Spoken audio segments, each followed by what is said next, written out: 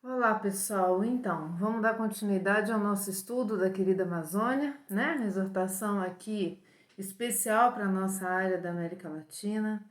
E como eu disse a vocês no vídeo anterior, né, em que nós estávamos tratando da entrevista do Primaz da América, nós vamos continuar fazendo esse conjunto, né, dessa entrevista, lendo essa entrevista, junto com a querida Amazônia, junto com o Evangelho Nunciante, para a gente fechar as bases do que foi essa tão polêmica, né, evangelização da nossa região aqui, do nosso continente, e sempre buscando trazer para vocês as verdades da nossa igreja, através de Dom Estevão Bittencourt, que é quem nos direciona sempre, né? E muitas vezes o que eu estou lendo são sugestões próprias de Dom Estevão Bittencourt. Nós aqui no canal não temos intenção de tratar de temas da moda, né? A não ser que realmente sejam muito importantes para aquele momento, mas aqui nós temos intenção de expor a verdade, dar voz a Dom Estevão Bittencourt, que, como todos aqui já sabem, né, um teólogo e um filósofo de extrema competência, de uma vasta gama de conhecimento. Então ele só tem a acrescentar para a gente e eu tô aqui só replicando o que ele está falando e que a igreja nos ensina. Então vamos começar. Em nome do Pai, do Filho e do Espírito Santo. Amém. Vinde, Espírito Santo, enchei os corações dos vossos fiéis e acendei neles o fogo do vosso amor. Enviai vosso Espírito e tudo será criado, e renovareis a face da terra. Deus, que instruíste os corações dos vossos fiéis com a luz do Espírito Santo, fazei que apreciemos retamente todas as coisas, segundo o mesmo Espírito, e gozemos sempre da sua consolação por Cristo, Senhor nosso. Amém. Em nome do Pai, do Filho e do Espírito Santo. Amém. Querida Amazônia, se a gente pegar os números, parágrafos 18 e 19 dela, o Papa vai citar e vai dizer que quer dar continuidade à evangelização que existiu aqui. Então, a primeira coisa que a gente tem que pensar é que evangelização foi aquela? Então, por isso que eu estou trazendo dados históricos, né, narrações históricas de pessoas de dentro da igreja, porque a gente está muito acostumado a olhar o que vem de fora. Na nossa escola mesmo, eu mesmo posso falar por mim, no meu aprendizado escolar, nunca ouvi o que eu estou lendo aqui agora, né, e provavelmente vocês também não.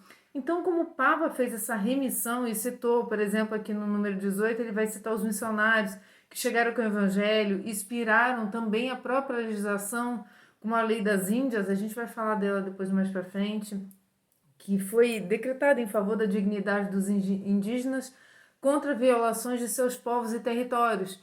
E o Papa fala disso por quê? Porque ele considera ainda e há uma violação contínua desses povos, pela exploração econômica, pela corrupção na região, né? Então ele atenta para uma continuidade, como eu já falei no vídeo, dos problemas que existiam no passado.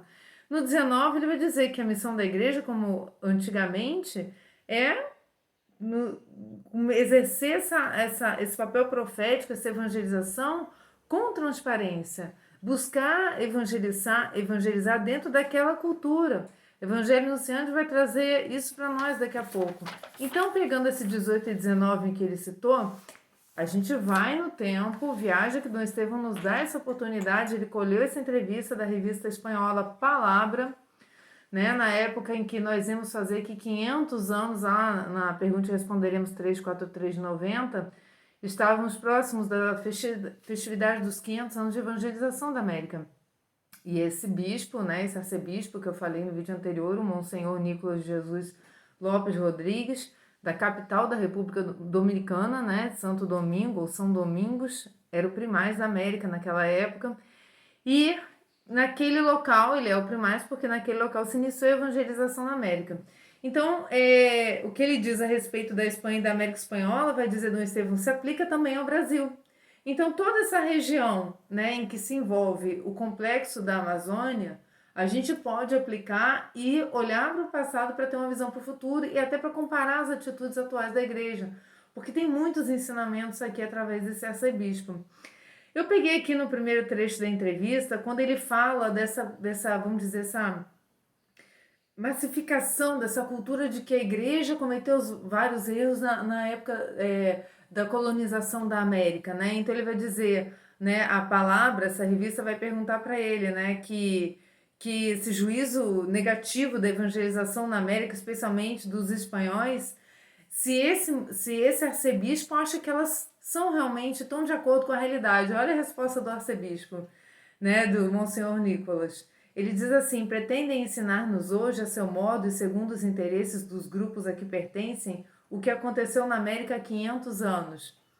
Daí resultam especialmente certas releituras, como se diz, novas interpretações da história e absurdas distorções da grande obra evangelizadora realizada por uma legião de titãs. Ele chama de titãs, né? Uma legião de titãs deixou a vida em nosso continente, né?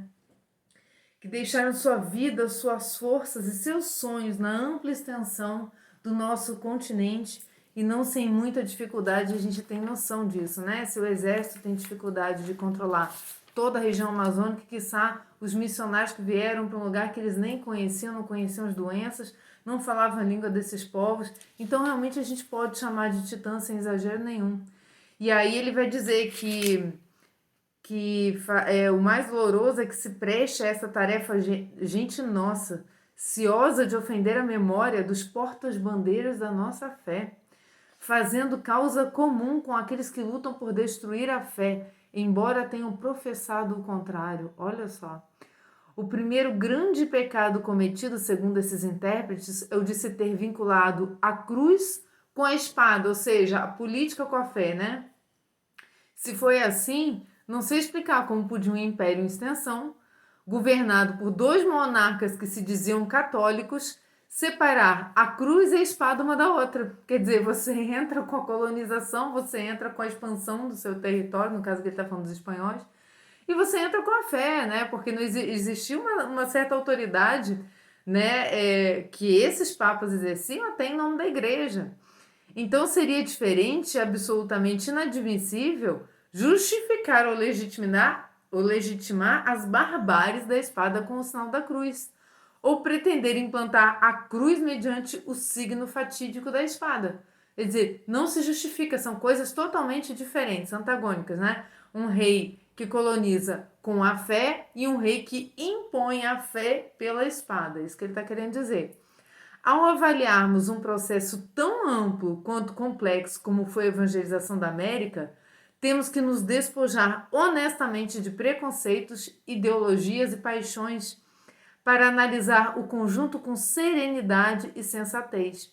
Virtudes que infelizmente faltam em muitas pessoas. Somente assim poderemos tirar conclusões verídicas e veremos objetivamente as múltiplas luzes e sombras que matizam essa realidade múltipla, realidade que é diferente da nossa realidade hoje, da cultura do nosso povo hoje. Então, a forma como a política se desenvolvia naquela época é diferente da de hoje. Então, são coisas que você tem que analisar do ponto de vista do contexto da época e não do nosso ponto de vista hoje, compreendem? Ele diz assim, repito, não devemos cair na falsa apologia do que não se pode ser defendido, mas também não podemos mentir, apresentando como abusivo até cruel a totalidade do processo de evangelização da América Latina.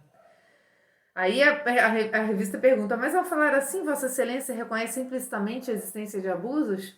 Aí ele responde, os pecados, erros, abusos e arbitrariedades que o Papa Francisco também fez aqui no número 19, ele pede perdão, né, por ter misturado o trigo com joio na querida Amazônia, no parágrafo 19, se vocês quiserem ler.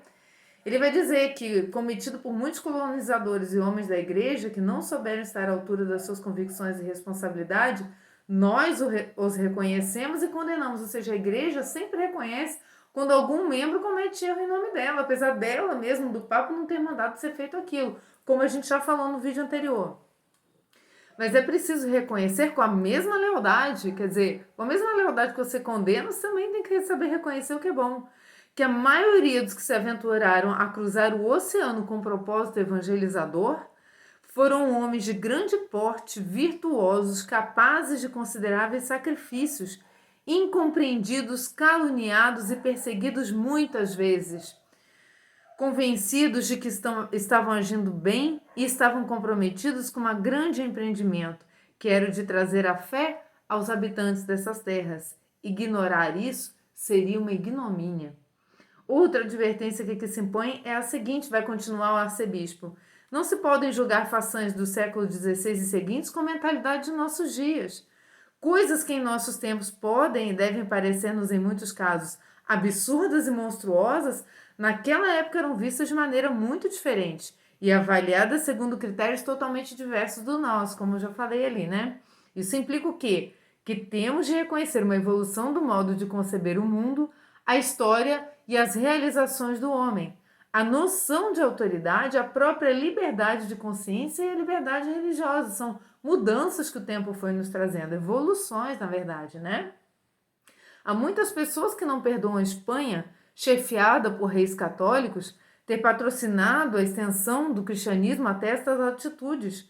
Consideram que esta obra como inspirada unicamente por razões políticas. É claro que essas tiveram sua influência. Como a gente disse, as razões dos reis estavam ligadas à fé deles, né? E obviamente que com a fé eles buscavam também concretizar os seus intentos.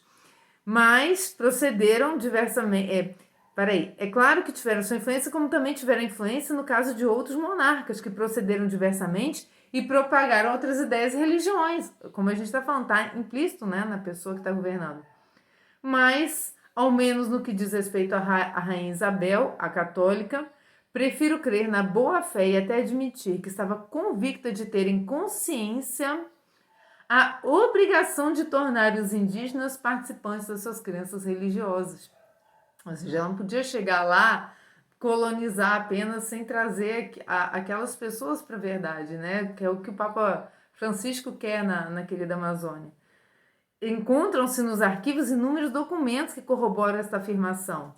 Se em muitos casos a boa vontade e as boas disposições da rainha não foram respeitadas, isto nada prova contra a sua condição de mulher autenticamente cristã e virtuosa. É o que acontece hoje com o que o Papa fala. Quantos papas aí falaram da teologia da libertação aqui no continente americano e até hoje não foram ouvidos? Não quer dizer que a igreja prega a teologia da libertação.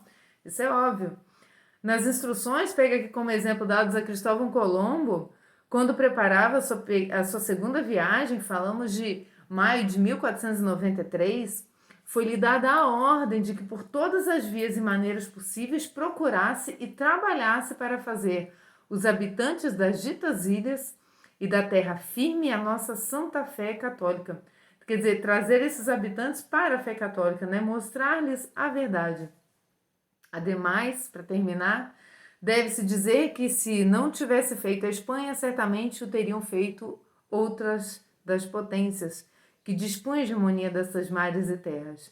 Não creio que o fanatismo incontrolável gerado pela reforma protestante teria atuado com menos zelo na propagação de suas doutrinas do que fizeram os nossos abnegados missionários. Neste último caso, as características e a sorte da América seriam hoje diferentes do que são. E é uma grande verdade o que ele fala aqui. E depois eu pego continuo outros textos aqui da pergunta e responderemos número 343, tá? Mas eu quero aproveitar, né, essa entrevista e aprofundar um pouquinho mais no nosso estudo aqui da querida Amazônia, porque falando em evangelização, falando em trazer uma cultura que era diversa daquela, o Papa Francisco tem uma delicadeza que se coaduna com 18, 19 e 20 do Evangelho Nunciante. Quer dizer, ele trouxe o Evangelho Nunciante, como ele já disse antes, que trouxe no Evangelho Gaudium de Evangelho Nunciante, diz que é um plágio elegante, né, do Evangelho Nunciante, porque realmente o Evangelho Nunciante resume muito disso, do trabalho da evangelização em todos os povos. Então ele diz que, né, que deve-se ouvir o povo amazônico como principal interlocutor, deve-se voltar para aquela cultura, né, ouvi-lo, e que a grande questão é como imaginam eles o bem viver para si e seus descendentes. Partindo desse bem viver que eles acreditam, aí se evangeliza. Porque os parâmetros das culturas são diferentes realmente, seu modo de vivente é diferente. No 27, ele vai dizer, trata-se de reconhecer o outro e apreciá-lo como outro, e não como reflexo do que eu, evangelizador, sou, o outro, com sua sensibilidade, suas opções mais íntimas e seu modo de viver e trabalhar, né? No sonho cultural, ele vai continuar. No número 28, o objetivo é promover a Amazônia. Em que sentido? Não colonizá-la culturalmente, que ela é própria, né? Que ela tire o melhor de si. Sentido da melhor obra educativa, que é cultivar sem desenraizar, fazer crescer sem enfraquecer a identidade, promover sem invadir. Promover, não preciso destruir algo que está ali construído. Eu posso aproveitar aquelas estruturas e fazer uma boa reforma. Essa é a ideia da evangelização. A evangelização, meus irmãos, nos reforma todos nós. Mesmo nós que já estamos aí adaptados à cultura ocidental, se a evangelização não me reforma, não me reconstrói a cada dia, o que eu sou? Então por que eu tenho que destruir o meu irmão? Se eu também pego as minhas bases para ser o que eu sou. Né? Eu gosto muito do meu pároco aqui, quando nas minhas confissões, eu já falei isso aqui, ele diz que Deus constrói a nossa salvação em cima dos nossos escombros. Né? Ele usa aquilo tudo que foi, né, não foi construído a favor da igreja, a favor da nossa salvação, mas Deus usa cada coisa. É o que o Papa está nos ensinando aqui. Temos que evitar desconsiderar como selvagens não civilizados, que era um pouco daquela mentalidade da colonização, né? Não tinha ainda esse alcance. A igreja já caminhou, também já se adiantou muito na questão da evangelização.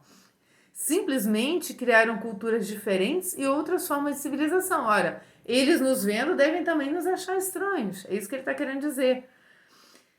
Deus manifesta-se no número 32 da querida Amazônica, o Papa está dizendo assim, Deus manifesta-se, reflete algo de sua beleza inesgotável através de um território e das suas características. Pelo que os diferentes grupos, numa síntese vital com o ambiente circundante, desenvolvem uma forma peculiar de sabedoria. Sabedoria essa que nós também temos que aprender, na nossa humildade, de não nos acharmos melhor que o outro. Não defini-los a partir das nossas próprias estruturas mentais e experiências. É isso que ele está falando. Isso é um gesto, gente, de caridade. Não é a mesma coisa quando uma testemunha de Jeová bate na sua porta, você ouve com toda docilidade e também você vai lá e expõe a verdade por cima daquela verdade que estão te falando. Isso aconteceu comigo agora, domingo retrasado. Eu recebi no meu portão, conversei e trocamos ideia. No final estavam falando que Maria era um exemplo, vejam bem. Né? Então, a gente procura, né? É óbvio que a evangelização aqui nesse caso não é alguém que já tem o cristianismo incerto, inserido, né? Como são de outras denominações, mas são pessoas que muitas vezes têm uma certa sabedoria que já são um degrau para receber, né, o evangelho. Então, eu quero terminar aqui com a leitura do Evangelho Nunciande, por quê? Porque nesse Evangelho Nunciande, o Paulo VI, né, também é uma exortação apostólica pós-sinodal, como nós já falamos aqui, no número 18 ele fala da renovação da humanidade, no número 19 ele fala dos estratos da humanidade, e no número 20, a evangelização das culturas. Eu quero só partilhar com vocês para vocês verem como as duas estão andando juntas. Prestem atenção, são 3 parágrafos mais ou menos, né? Um pouquinho, 3 a 4 parágrafos. Um trechinho do 18. Evangelizar para a igreja é levar a boa nova a todas as parcelas da humanidade, em qualquer meio e latitude. E pelo seu influxo, transformá-las a partir de dentro e tornar nova a própria humanidade. Eis que faço novas todas as coisas. Isso é transformar. Né? No entanto, não haverá humanidade nova se não houver, em primeiro lugar, homens novos pela novidade do batismo e da vida segundo o Evangelho, dos sacramentos da igreja. Né? Essa novidade tem que ser trazida com toda a força que ela tem. Os sacramentos, a começar do batismo e a regularidade do maior deles, que é a Eucaristia. A disponibilidade do sacramento da confissão. Não é isso? A finalidade da evangelização, portanto, é precisamente essa mudança interior. E se fosse necessário traduzir isso em breves termos, o mais exato seria dizer que a igreja evangeliza quando unicamente firmada na potência divina da mensagem que proclama, ela procura converter ao mesmo tempo a consciência pessoal e coletiva dos homens, atividade em que eles se aplicam e a vida e o meio concreto que lhes são próprios. Converter o olhar, né? Eu estou olhando dessa forma, desse jeito, então eu estou convertendo para todas as áreas da vivência do ser humano. No 19, estratos da humanidade que se transformam. Para a igreja não se trata tanto de pregar o evangelho aos espaços geográficos, mas sim de atingir e como que modificar pela força do evangelho os critérios de julgar, seus pontos de vista, né? Os valores que contam, os centros de interesse, as linhas de pensamento, as fontes inspiradoras e os modelos da vida de humanidade, que se apresentam em contraste com a palavra de Deus e com o desígnio da salvação. É pegar aquela cultura e contrapor essa cultura ao quê? Ao que a igreja está ensinando, as verdades do evangelho. Para terminar, poder-se ir no número 20 do Evangelho Anunciante, poder-se exprimir tudo isso dizendo, importa evangelizar. Não de maneira decorativa, como que aplicando um verniz superficial, mas em profundidade, até as suas raízes, ou seja, não se arrancam as raízes, se evangelizam as raízes, né? A cultura e as culturas do homem no sentido pleno e amplo. Mais um pouco à frente, o evangelho e a evangelização não se identificam por certo com a cultura e são independentes em relação a todas as culturas. E, no entanto, o reino que o evangelho anuncia é vivido por homens profundamente ligados a uma determinada cultura.